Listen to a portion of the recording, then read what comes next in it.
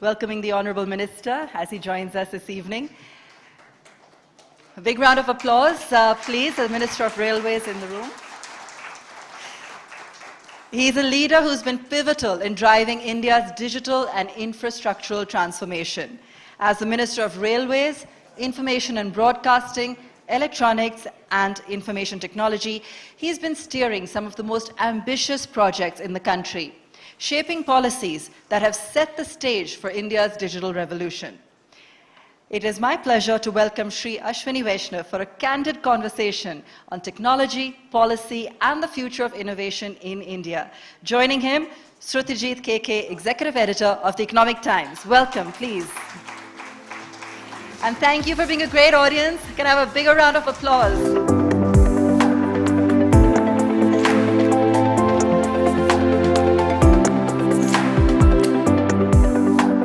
Who's going to have fun, me or Shruti?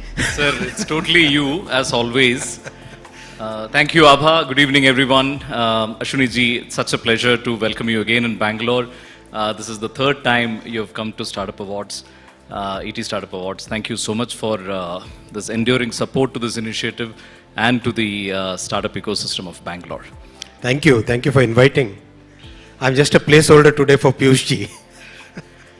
Hardly the case, as we all know. You have been here along with Piyush ji as well, and this year, taking full center stage. But thanks a lot. Okay. I want to get through quite a few questions about. I mean, you're really at the center of so much of action today in, in IT, in semiconductors, of course, in railways as well. Sir, on the digital infrastructure front. We've already made a lot of progress in Aadhaar, with mobile, with Jan Dhan accounts. What is and today, if you see, UPI is is being celebrated around the world, the success of UPI. What is the next phase in this evolution? I'm sure Nandan would have taken this question in his presentation. Did you? No. So he left something for me to answer. Great. So, guys, it's really an honor to be part of this ET Startup Awards, and SK, thanks for inviting. On the UPI front, we have seen the model, the way the model has been created. This has worked very well. The entire structure, the architecture has worked very well. And as all of you know, the architecture is basically creating one platform using public funds, and then let everybody else hop onto this platform, and then the entire system works very well. So the point that we debated after the success of UPI was, can we create more structures like this? And since each of the items which is required is already available, so how do we create more structures like this? So a couple of experiments that we did. First was in healthcare, second was in agriculture, and third was in digital credit. The entire architecture works very well in all the three different scenarios, which are quite diverse. If you look at all the three different sectors, they are very diverse. And the results are very good. In the health sector, the National Health Mission, they have used exactly the same architecture, and they have used many of the constructs which are already available. Your digital identity is available, the payment system is available, the document verification system is available. So use all these to create a population scale health solution. Recently, Prime Minister approved Digital Agriculture Mission, which is about 3,000 crore investment. And that is going to be a significantly larger solution, because the diversity of the stakeholders is very huge. The seed guys, the fertilizer guys, the insurance people, the people who want to interact with interact on the market side, the input side, output side, both the sides. The digital lending thing is what really gives me a lot of satisfaction. Large industries, banks would be running after them for giving that $100 million, $200 million loan. Can we create a structure where the big banks and the big lenders, they actually pursue a loan which is less than $10 ticket size? And the solution has emerged, has really encouraged us close to $20 billion worth loans have been disbursed by now. And the average ticket size is about 2,000 odd rupees. This is OCEN? Not OCEN, this is part of the entire account aggregator framework, part of that. And many startups are working on it. It has taken about almost 2 years to create this kind of structure. And the solution is very good. Now, once it is scaled up, this is going to really revolutionize the entire micro and even nano entrepreneurs, I would like to say. And this is how we're going to get to a $1 trillion digital economy. Part of that will be from the existing IT services ramping up, from electronics manufacturing, from having more use cases for our DPI.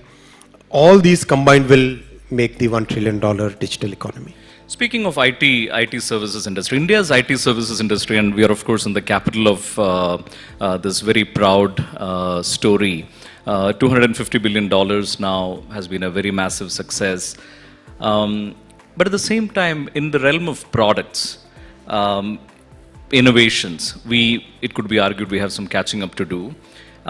What would it take for us to move up the value chain? What would it take for a next Google or NVIDIA to emerge out of India? A lot of work is actually happening around. If you look at, let's say, connect this with chip design, right? Much of the work which was low value work, let's say 20 years ago, people started moving up the value chain. Today, if you ask the guys who are sitting here, who would be in the chip design parts of the entire IT services, from customer evaluation or understanding what the customer requires to defining what the chip would be, defining the product, and then breaking it down into the subsystems. The entire value chain is today done in India. And that has spawned many startups. For example, in the semiconductor mission, we have approved about 25 odd applications for design of chips and chipsets and SoC.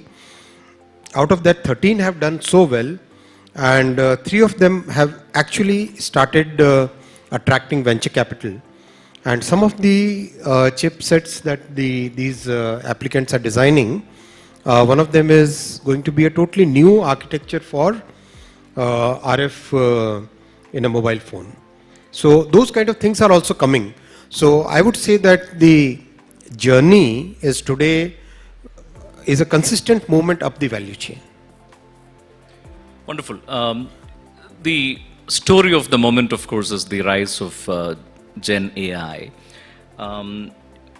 What kind of opportunities do you think the rise of Gen AI gives to India's deep tech and AI startups?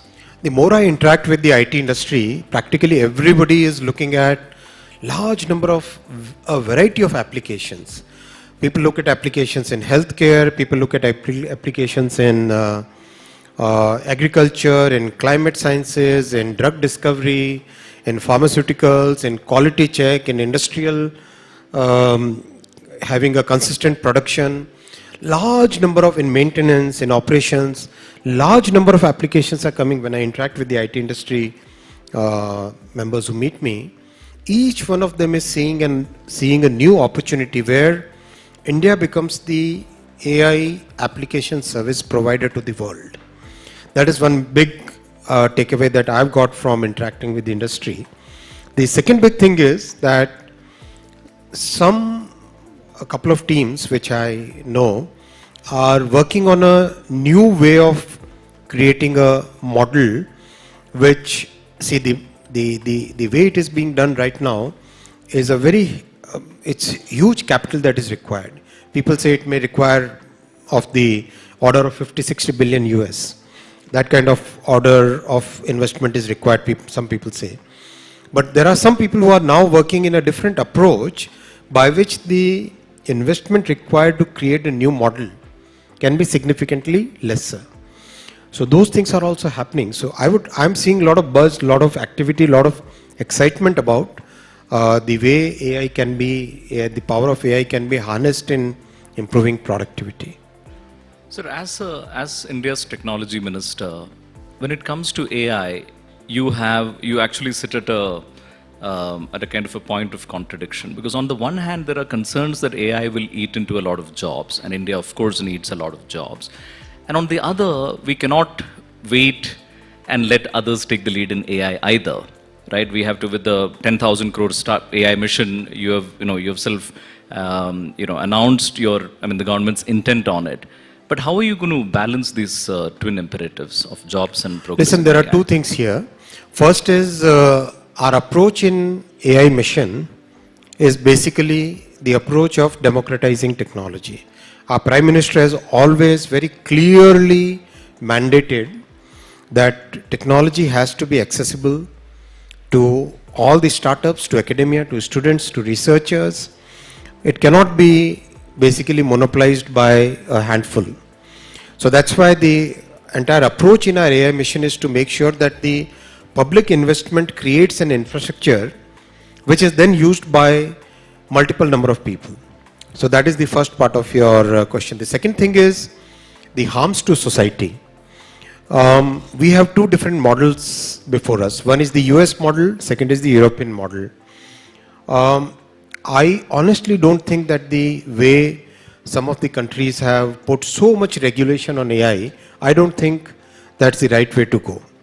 We can take that as a signal that India won't be going the EU way when it comes to AI. I wouldn't like to put it exactly in those words. What I would like to say is that the way we created a structure in our data privacy law and in the telecom law, where we allowed the innovation, the space for innovation to flourish, that space we gave, while we made sure that the harms which can come to the society, those harms are fully controlled. That approach is an approach we think we will be able to take in the case of AI also.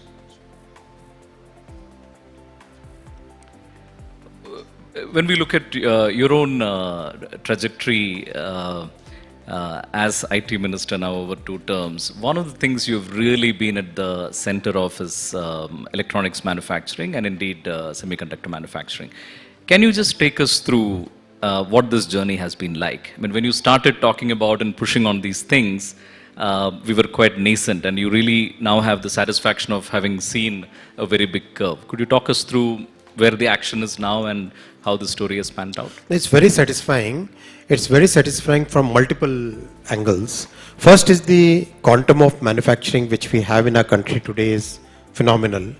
More than almost $120 billion worth.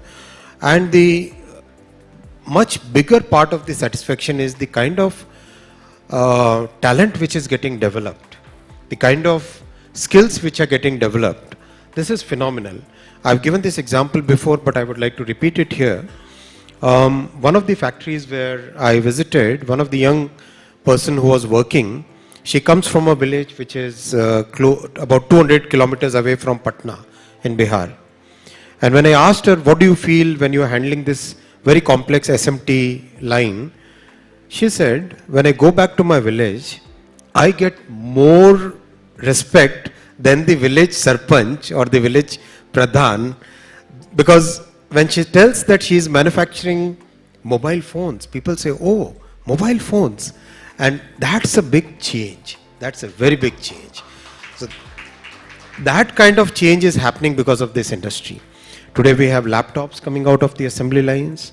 We have servers shipped out from VVDN factory in Manesar. We have Google Pixel getting manufactured here. Apple, of course, every new model they are manufacturing here. Again, the skill level, I wish I could show that thing which Tata Electronics showed me, where a cube of solid steel is cut in microns, and if you look at it from your naked eye, you won't be able to see whether there was a cut. So that kind of precision, and I asked the gentleman who was running Titan, I asked him whether the precision is higher or lower compared to what you were doing in Titan. He said it is magnitudes higher. So that's the change which is coming, and those skill sets are now getting developed. Now we are very focused on getting all the component ecosystem into our country. We have identified about 8 sub-modules where we can have a large scale production, and the program is right now in the process of getting finalized. All the stakeholders are being consulted. That will give the next round of the next wave of manufacturing in our country. And on semiconductors, what more can you tell us in terms of which facility will start shipping by when and so on? See, the Micron facility will start shipping early 2025. The first made in India memory chips will be available. And the CG Power facility should also come up very fast. The construction work is going on.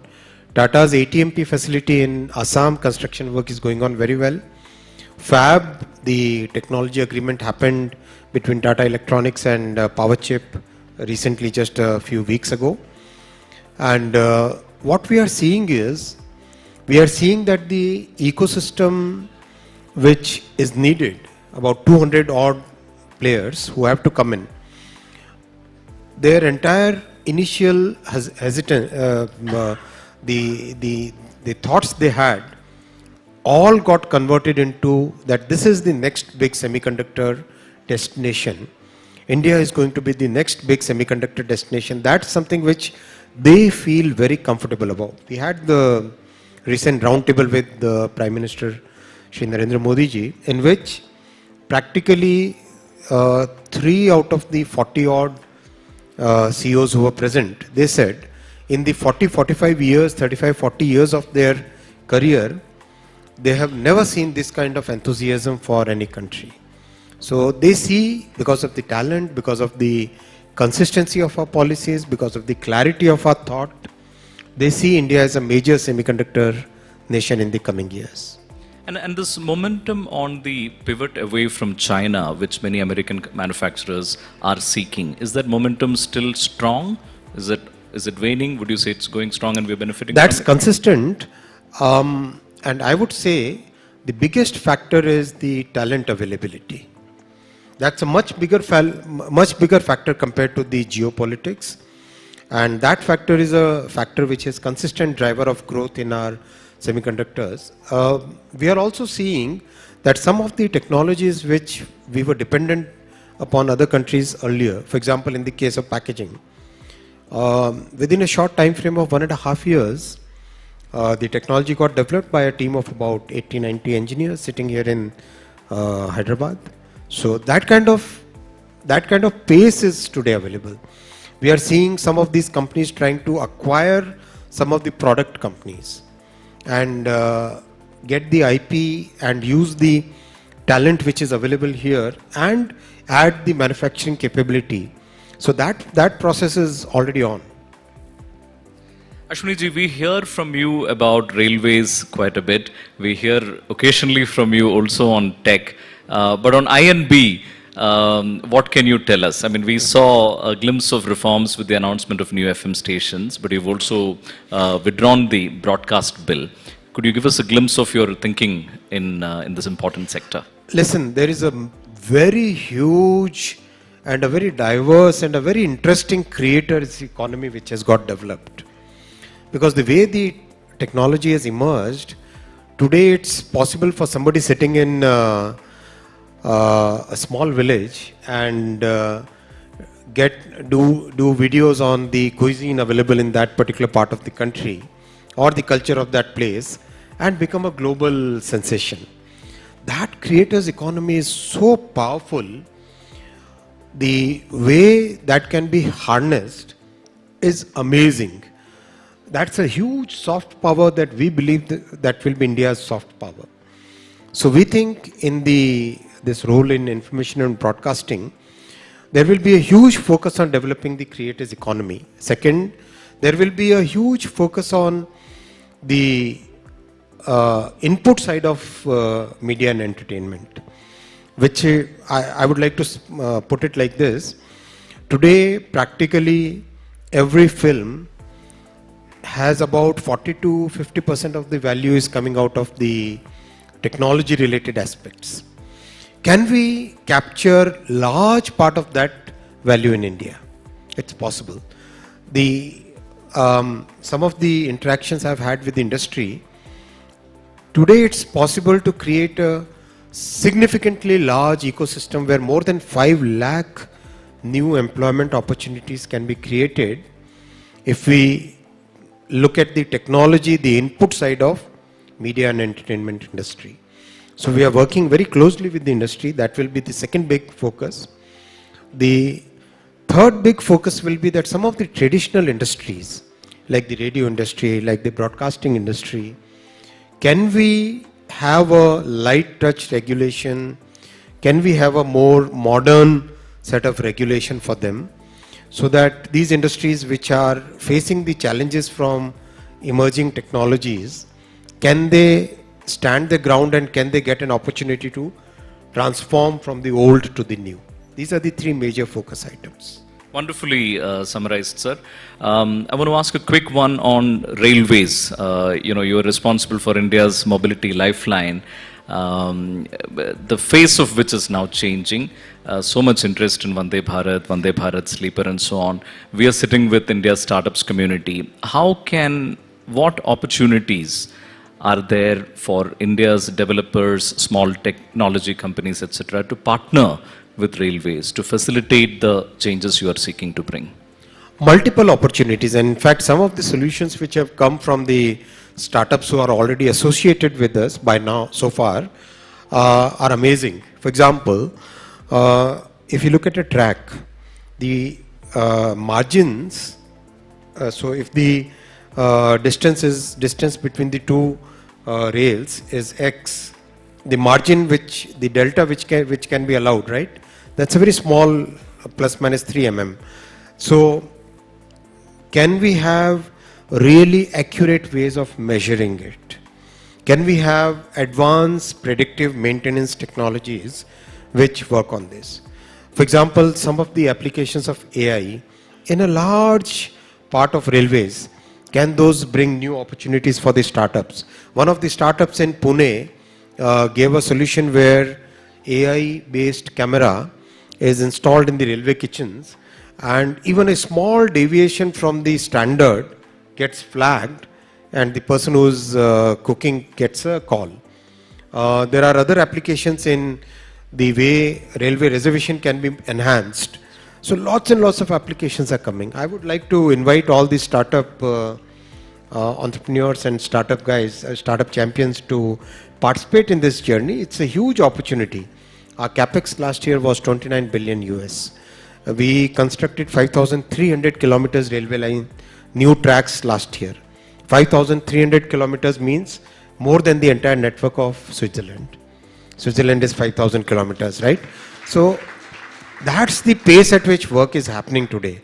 So we need more and more people to join this journey. In fact, while we are sitting in Bengaluru, I would like to share with the team here the circular railway, which basically has seven spokes in this entire circle. Last time, about a year back when I had come here, we had conceptualized it and we had kind of announced that we are going to work on it. I'm very happy to share with you that the DPR for the circular railway is practically done. By the end of December, the DPR will be finalized. And that will make sure that Bengaluru and all its neighboring cities like Tumkur, like Mysuru, all these cities will basically get very closely integrated with Bengaluru. Instead of people facing the challenges of road, most of the people will be very easily able to commute, work here and go back to their home and have a good dosa at home.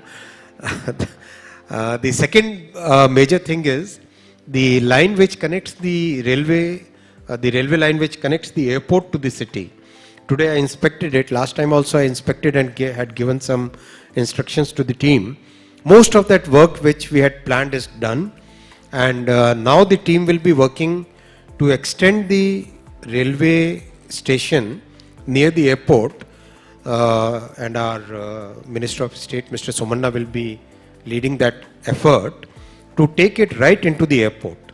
If that happens, so today when I traveled, we calculated the time. It's a very cool, comfortable journey of 35 minutes, 40 minutes on the outer limit, and you are right into the heart of the city at Bangalore Cant. So that's very good project, and hopefully in a few coming months we should be able to see the light of the day on this. The third big thing was that the stations that we are developing. Today I saw the Bangalore Cant station. 18,000 square meters of new land getting created over the tracks, right? Phenomenal. The work is going at very fast pace. Globally, the station redevelopment would happen in like decades time frame, right? Decade kind of time frame. And the work which is happening here in Bangalore is such a high pace of work and good quality work. I was very happy to see the work, both in Yeshwantpur and Bangalore Cant. Of course, the SMVT terminal was done earlier. And I am again very happy to share with you that the station redevelopment challenge that we took a few years ago, today at this point of time, work is going on 1,137 stations at this point of time.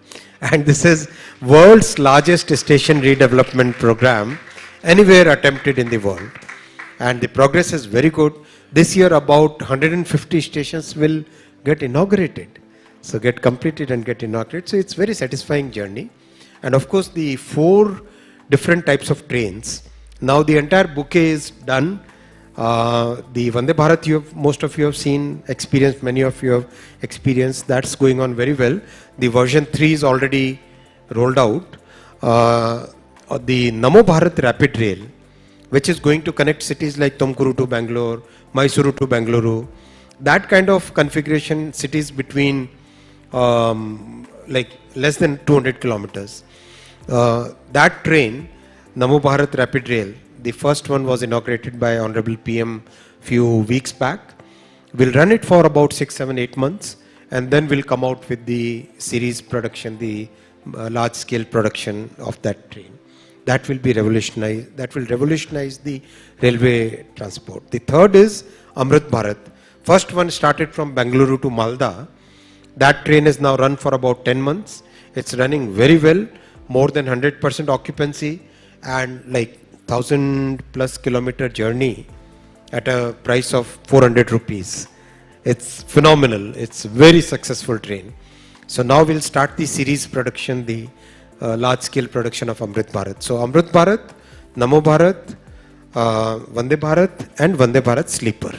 These 4 trains will basically become the mainstay of railway transportation. So last year we had 700 crore people traveling by railways. By 2030, we'll have 1,000 crore people traveling by railways. So that's the target towards which we are working. Amazing. You've made some announcements about easing that could ease Bangalore traffic tonight. So I think it's safe to say that you're probably the most popular man in Bangalore tonight. Anything that eases Bangalore. I must get some good dosas here. Yes, indeed. And idlis also. Sir, you've worn many hats in your life. You've been a bureaucrat, you've been an entrepreneur, you're now a very high-profile politician as well as a political worker. Tell us, does it ever frustrate you when you're in politics and you have to deal with the rough and tumble of it, you have to face accusations by the opposition, etc. Is it frustrating? I don't think so it's frustrating. The way I look at this is, every criticism which comes is an opportunity to improve. That's the way I look at it. And each of the work that we are doing touches people's lives. So that satisfaction is so huge and so immense that whatever bricks come is okay, we can take it. And one has to, while being in politics, one has to have a way of being kind of positive in life. And honestly, if you ask me, a lot depends upon your approach towards life. My approach is to be constructive, focus on the work which is in front of us, focus on the challenges. And this is such a great period. We have got the historic third mandate. I think after 60 years, a Prime Minister has got elected for the third time. This is a historic mandate, and people have voted for the work which has been done. People have voted for the progress that has happened. People have voted for the inclusivity of the growth. So this is a great opportunity to work. It doesn't frustrate at all. That's wonderful. This is a startup event, but everybody is in India. Everyone in India is interested in politics, and I'll end with one question on politics. In the next 6 months are about 6 state elections, prominent ones coming up. What's your prediction for how your party will fare in these elections? Listen, our party, BJP, focuses on the real transformation at the grassroots. I recently worked in Madhya Pradesh, Odisha, these 2 states I worked in recently. If you look at the change which has happened in people's lives at the grassroots level, it's phenomenal. It's so very transformative change. Tap water coming in a village which is 300 kilometers away from the state capital, at least 60 kilometers away from the district headquarters. It's something which people never imagined. It's so transformative. It's such a big change in people's lives. Those changes are real. Those changes are genuine. Those changes are lasting changes.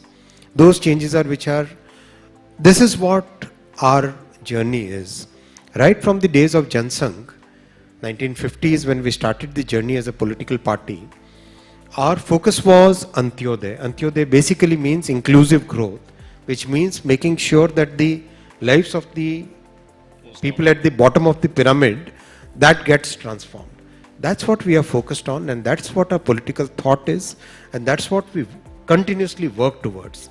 Even in the first 100 days of Prime Minister Modi ji's third term, 3 crore new houses have been sanctioned for the poor people, both in the urban as well as the rural areas. So that kind of change is what really drives us, and that change is what we are seeking.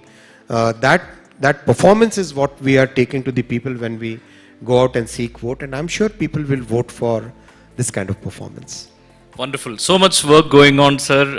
All the best to you in continuing all of this. Thank you so much for being with us here today. Ladies and gentlemen, a big round of applause for Minister Ashwini Vaishnaw. Thank you, SK.